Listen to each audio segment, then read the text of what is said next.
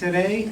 We will start with Coach Chryst and then have the assistant coaches once he is finished, and then we will have the two early enrollees here as well. So with that, I will turn it over to Coach Chryst for some opening comments. Well, today's it's a really good day for us in our program, and it's a culmination of a lot of work, and the recruiting process is a fun process, and certainly feel better having been able to recruit this class for a full year, and you truly get to know them. And I think one of the common threads amongst the whole group, as varied as their backgrounds are and positions and where they come from, is really am confident that each individual is a great fit for Wisconsin, and that's fun to see. And I think that they picked Wisconsin for a number of reasons, and I think they saw Wisconsin for what we want them to see, and it's been a chance to be a part of a great program, and football is certainly a big component, but value and want to get an education and earn a meaningful degree from here, and get to do it in a great city and in a great state. I think that this group is a great fit, and time will tell, and they'll get their opportunity to leave their mark, certainly as a class and individuals. But it's an exciting day for us, and love the group that we added. And I think we were able to, there's a big class, we were able to add a number of different positions, really every position we were able to cover, and certainly a lot of them more than one. And yet I think the thing that gets lost in today, there's so much focus on maybe where you're ranked or what's this going to do for your program. The thing that gets lost, and I think that we try to make sure we celebrate with these young men and their families, this is a big day for these kids. And it was fun talking to them today, and really the day's building up. It's not every kid has the opportunity to play in college and to be able to earn a scholarship and to play in the Big Ten and to do it here in Wisconsin. It's an exciting day for these kids, and had a really neat email sent by one of the parents, and you got a sense of what this day means for them, and how grateful they are of the opportunity, and how confident they are of this being the right fit, and that it was good. It was good to read, and it was good to kind of put the focus back onto what it should be, and that's a big day for these kids, and yeah, we're excited certainly as a program. Microphones on each side of the room.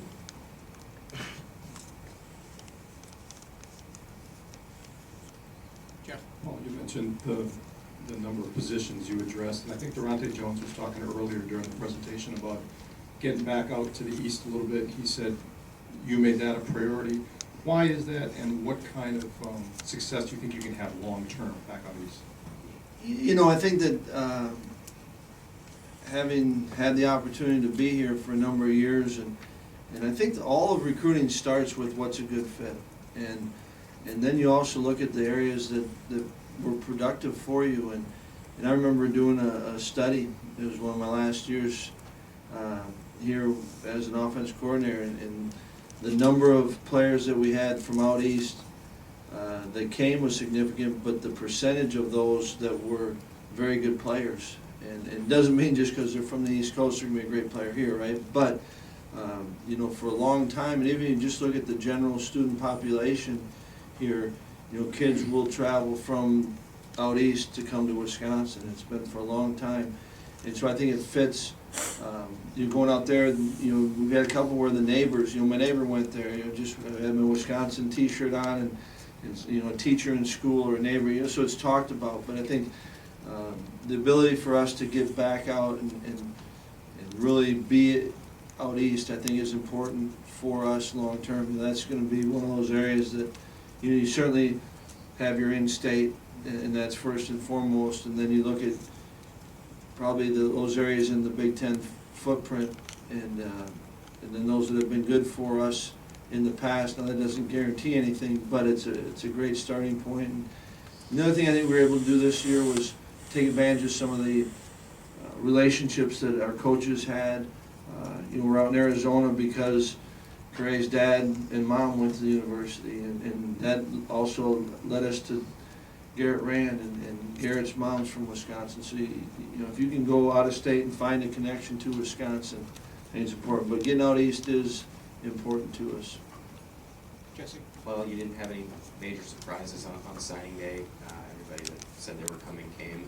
Didn't lose anybody after Dave left as well. What do you think it says about you and your staff's ability to recruit, especially in this first full year that you've had that everybody stayed?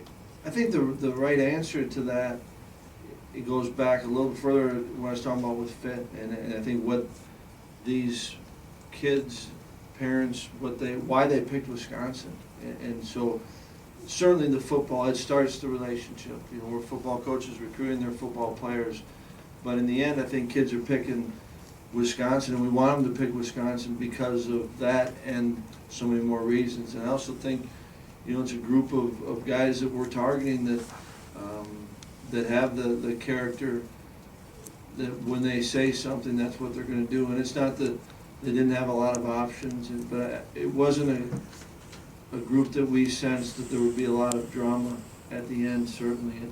And you're still appreciative, and there were no surprises today. But I think it's because of who they are as much as anything, and I think why they picked Wisconsin to begin with. Kevin? In a program that has a tradition of offensive line success, what does a guy like Cole Van Lanen bring? Cole's he's a heck of a prospect, and we're really glad that he's gone from a recruit to being in our family. And he's he has size, he's got athletic ability, he's explosive. He really has everything that you want in a young offensive lineman. And the thing that I really enjoy is you get to know him. He's got an edge to him. He wants to be great, and he will work. And comes from a great family, and so he's got support. But I think he's got a chance to be special. With the two early enrollees with Kare and Dallas, how important is that to get them on campus right away and get them just accustomed to what college life is like? And we've had them now for a number of years with the early enrollees, and I think that it's a bonus. But I think it's only right if it's good for those people. I don't think there's anything magical about enrolling early. It wasn't like we targeted those two and said, all right, Cray, Dallas, you need to come early for these reasons. But it fit for them. It was the best choice for them, and we're glad to have them. And the thing I think with both those two, and you'll see those who haven't, you get a chance to meet them and talk to them. Cray and Dallas were two of our leaders in this group. Cray committed pretty early, and Dallas might have the most. He is the one that connects everyone. He's an unbelievable person, and all the players know him and talk to him and love him. He's got a little bit of the heartbeat with his class, and so we've got two of the guys that are really maybe early, you'd say, leaders in the class, and them being here and getting adjusted, I think will help when the rest of the class comes in June, and they'll know the ropes a little bit. They'll be able to help show them. So it's not that we planned it that way, but I think that's a residual benefit, and you're gonna meet them, and you are really gonna like those two young men. They're big time people. Jason? While you were able to get a commitment from Sam Brodner pretty late in the process after he had another commit or decommit a few months ago at the same position, are you comfortable with the future at the running back position right now once Corey and Dare leave? Yeah, and I think you're always, that's one of the things I think we've done. I can say this, I've been here for a while, we've done well is getting players that want to be here and developing them. And, Sam's a guy that we had in camp, and like we were talking about whether we take him as a linebacker, we take him as a running back. And I think there's a guy that loves football. And I think that, every position is going to have attrition right through graduation, and our job is to help develop these kids. And it's not to say that, you're going, and we've already started working on, we've been working on the next year's class already. But I like the group that we got. I like who we had with Sam, And then it's, you know, the next thing we get to do is go work with those guys on the field. Looking forward to that.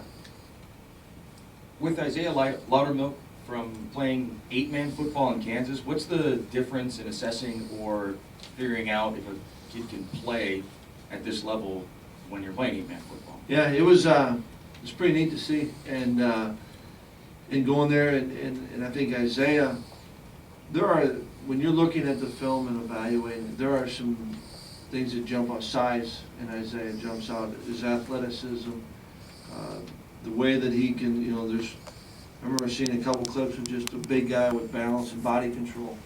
And so it didn't matter whether there was 8 or 11. You know what's interesting? I been around and recruited some in 8-man football, none at the skill position.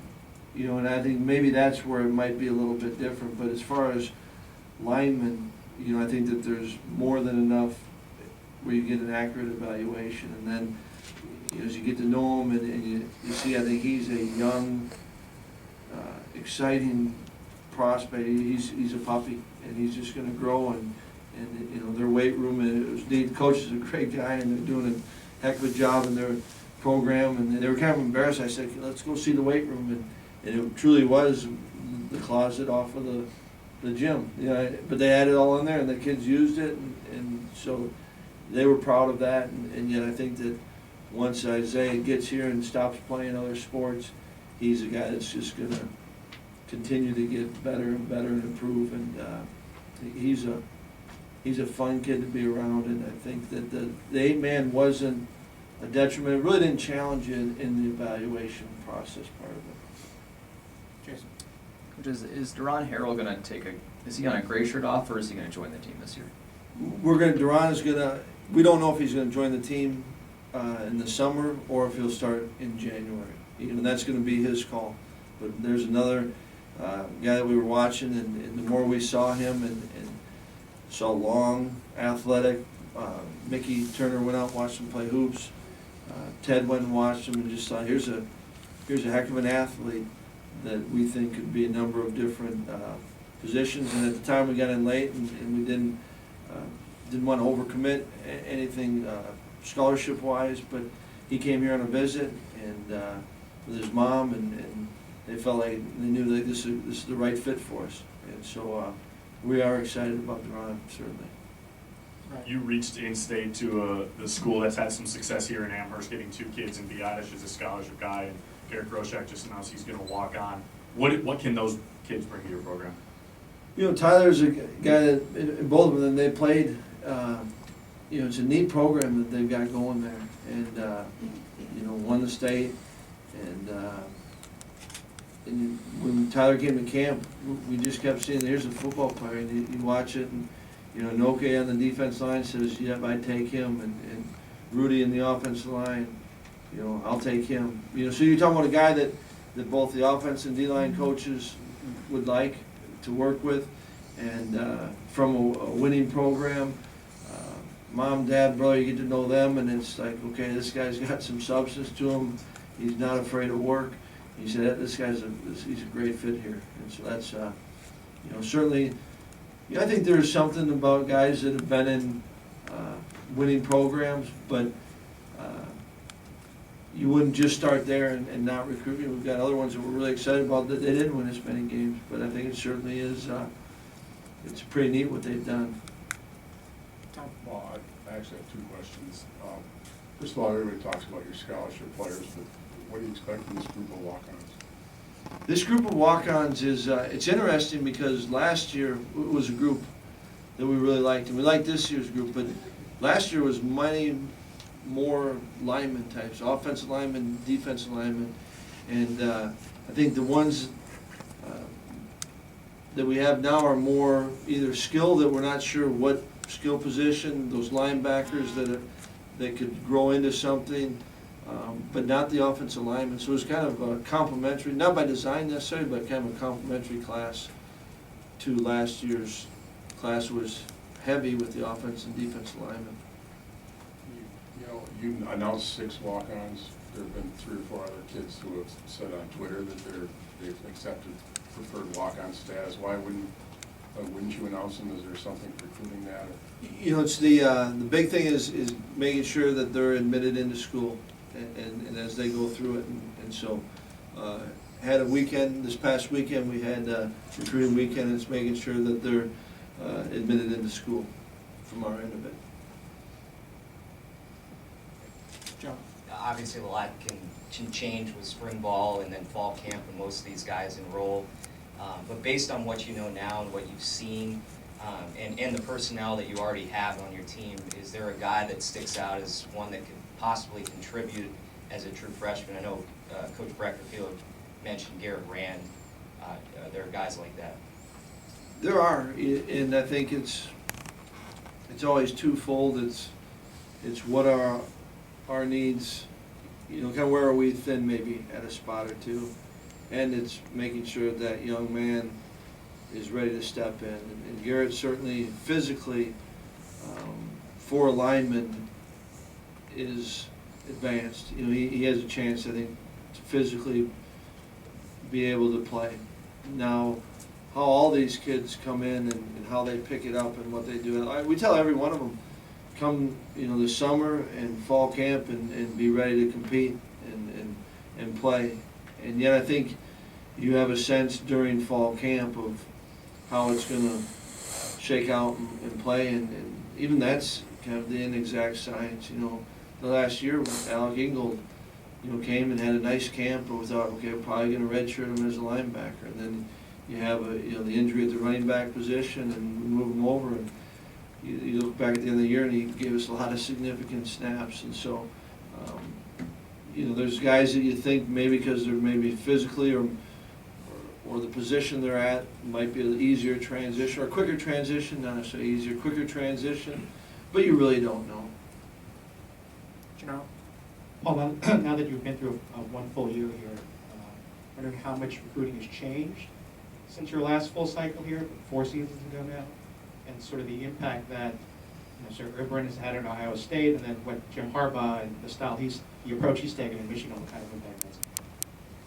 Yeah, I think, you know, each year maybe, if you look back at it, there's recruiting maybe evolves or changes a little bit, but I think you really don't get concerned or focused on what other people are doing. You go out and you identify prospects, and then you find which ones you think are a good fit for our program.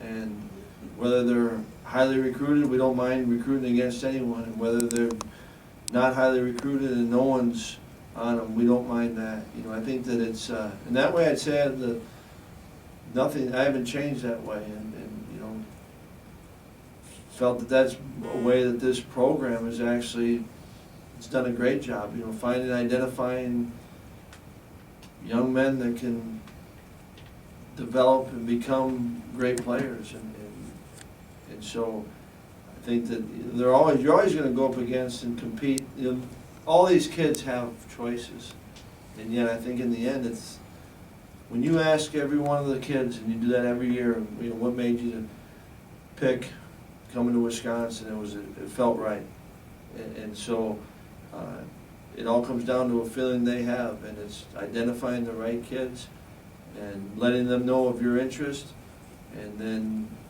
getting guys that want to be a part of something. And I think that there's a draw to Wisconsin that, you know, kids pick it because certainly the football starts it probably, but it's the academics, and they believe in what we believe in. That's the, you know, the strength of the team, and they want to be a part of this team. And so I don't know if, you know, I think maybe what's changed is, I don't know if it's, what's changed is more people are understanding and hearing more because of social media of all the things that go on with recruiting. But you know, there's been recruiting battles for a long time, and a lot of people do a lot of different things in recruiting. I think you're just hearing more about it, and maybe because of social media, it's becoming a little bit more sensationalized, or you know. And yet, I think that, you know, there's some pretty cool ways that kids announce what they're doing. Kind of like that part of it, but I didn't know what the heck you asked. I don't know how I got on all this. I feel like Bo. Jeff? My bad. Well, you alluded to depth questions when you talk about Alec having to switch over. Right. Unless something changes, you've got 3 scholarship quarterbacks you'll be going into it. Is that enough of a number, or is there a chance of adding to that number? If they're the right ones, it's the right number. You know, I think that I feel comfortable with it. And yet I think that, you know, we'd like to take one a year. You know, there's been a gap, and with DJ transferring, and, you know, that was a little bit different scenario. You know, really since last year, there's 2 quarterbacks who are no longer with us. But I think also we're recruited to a different style, I would guess. And so I really do like the 3 that we have. I'm excited to work with them, and have gone into seasons with less than that, and then certainly had seasons where you have more depth. But I think we've got 2 quarterbacks. You know, Bart's played a lot of football. Been around the program, may not as many starts. I liked what he did when he came in against Illinois, and I liked his growth this year. You know, I'm excited about Alex and how he took advantage of this past year. And I think he's got a chance to be a really good football player. And I think it does help having Chryst here early, you know, so we've got 3 for spring. But it's wouldn't add, like, not panicking and saying, boy, we need another number. Don't feel that at all. Were there challenges or snags throughout the year in this recruiting class? Because today's a culmination of all the Right. good things that happened, but were there any problems or snags or tough challenges? Yeah, I think there always are. You know, as you're going through it, there is no script, and in each one of these kids, as they get recruited, there's no manual for them, how they go through it and what they do, and they're trying to figure out what are the things that are gonna be most important to them in their decision. And so there is certainly no script that you just follow it right down. You know, maybe the, you know, Luke Benchwell, that was a pretty, once we offered him, and his brother's here and he likes it, Dad played here, there weren't a lot of snags in that one. But it's just, and yeah, you don't wanna assume that because there's connections or, great, you know, just because Mom and Dad went here, you wanna go through the process, you want them to feel the process. And, but yeah, every year, every trip you take, everything, there's a lot of different things that happen in the recruiting, and you just gotta be flexible with it. But it's, I really do like this group that we've signed today, and I think it's a great fit, and I think it's made up of some tremendous people. And the kids, it's a fun, good group of parents, but how you get there, that's the kind of the enjoyable part, and is the journey to it for these kids and for us going through the process. John? This is probably a ridiculous question, noting that it's February 3rd, but could you see any situation in which a true freshman could win the starting quarterback position in your system, noting how complicated, you know, it goes from high school to the college game, and also noting Chryst's ability? Yeah, I wouldn't rule out any, you know, the quarterback's not, it might be a little bit harder, but, you know, we've had a number of different players, you know, true freshmen. Travis Frederick did it, and you would say, and we were here, that the center position is the most difficult of the offensive line positions. And that's why all of them, you know, Curry's no different than everyone else. You come in and be ready to compete, you know, but I think that that also goes to, you know, is he gonna be better than Bart and Alex? And you don't know. That's why you want them to think that way, and you want to coach them that way. And I think all the competition, especially at the quarterback positions, with yourself, it's challenge yourself and working to become the best you can be. And at the end, you know, we're going to play 1, 2, 3 of them. But the last thing to worry about is who's starting against LSU, and certainly for Greg, we haven't even been on the field yet with him with the ball in his hand. And so, but yeah, I wouldn't say no to anybody, and nothing's impossible and all that. But it's, I think you're asking a lot of someone to do that. What role did Justin Wilcox play in Garrett Rand's signing coming in at the 11th hour like he did? Apparently, he didn't screw it up, because he went out there and went, and he'd known Garrett and certainly Joe and Rudolph and Anoke were really involved in recruiting Garrett, but I think it was, one of the things that Garrett was, that was real for him in the process was understanding what defense we're gonna use, and when there is a change, they wanna know how is that gonna affect them, and really, that was one thing that there weren't a lot of, I didn't have, Garrett talked a little bit about it, but other than that, there wasn't a lot of questions about who's gonna be the defensive coordinator. We had told him early, and this is what I was looking to do, and kind of stay within the 3-4.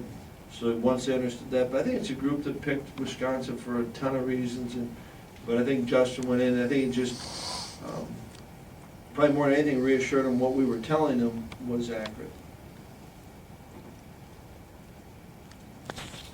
Anything else for Coach? All right, thank